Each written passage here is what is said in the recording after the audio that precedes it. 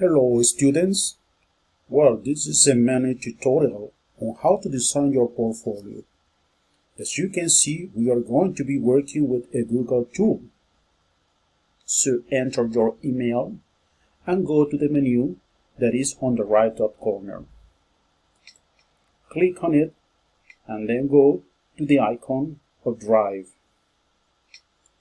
Click on the icon of Drive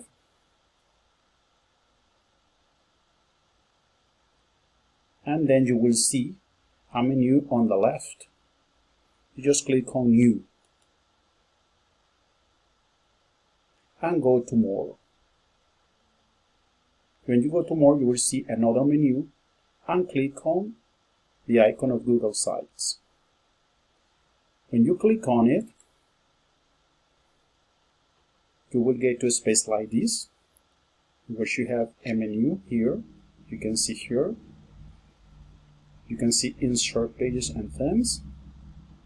And you get different templates with layouts.